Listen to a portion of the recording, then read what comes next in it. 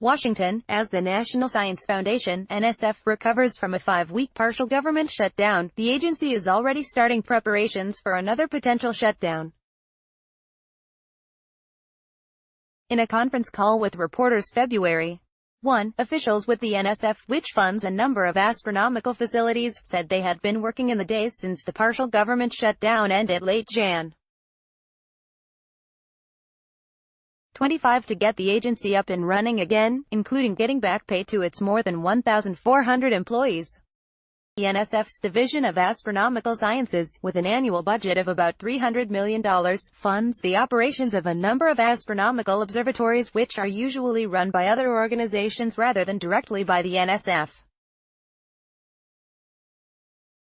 Those observatories, as well as other NSF research facilities, were able to continue operations during the shutdown because the NSF funded them in advance, although some were in danger of curtailing operations or shutting down entirely had the shutdown extended into February.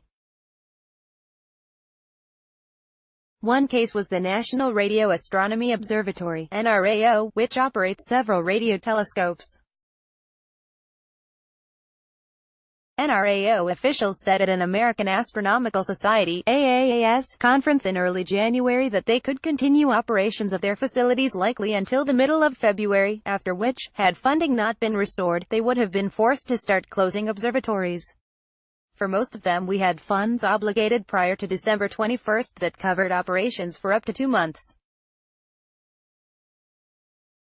In some cases they were funded for most of the year, said James Ulvestad, Chief Officer for Research Facilities at the NSF and a former head of the Astronomy Division.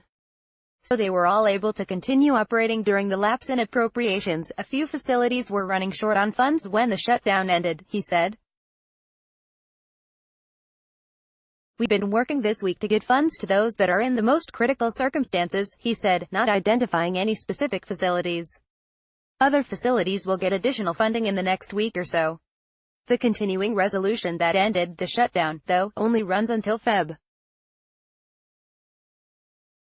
15. House and Senate appropriators have been meeting in the last week on a solution to fund affected agencies for the rest of the fiscal year, while also reaching an agreement on border security funding. There was little public sign of progress in those negotiations, however, raising the risk of another shutdown after Feb. 15 NSF officials said on the call that, with the recovery from the shutdown largely complete, they're now starting planning for another shutdown. We are meeting on a daily basis to start prepping for the possibility of another shutdown, said Javier Inclin, acting Chief Human Capital Officer. Based on the length of this most recent shutdown, we have a better idea of how to prepare prior to any lapse in appropriations. Ulvestad said that included more advanced funding for observatories and other research facilities. We'll be working to obligate sufficient funds out to our facilities so they can continue to operate even in the unfortunate event of another lapse, he said. The shutdown disrupted other NSF activities, including reviews of proposals.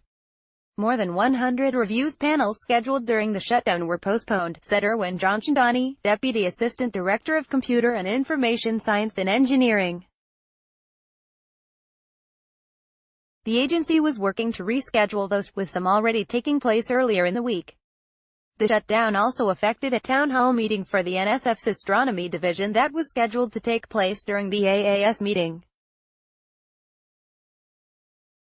While a partial town hall meeting did take place at the conference, the current head of the division, Richard Green, is a rotator, on loan from the University of Arizona and thus could work, but not travel, during the shutdown. A virtual town hall meeting is scheduled for February 15. The shutdown also postponed a meeting of the Astronomy and Astrophysics Advisory Committee, a federal advisory committee that reviews astronomical research at the NSF, NASA and Department of Energy. That meeting, which was scheduled for January 29-30 at NSF headquarters, was postponed because of work restoring operations immediately after the shutdown.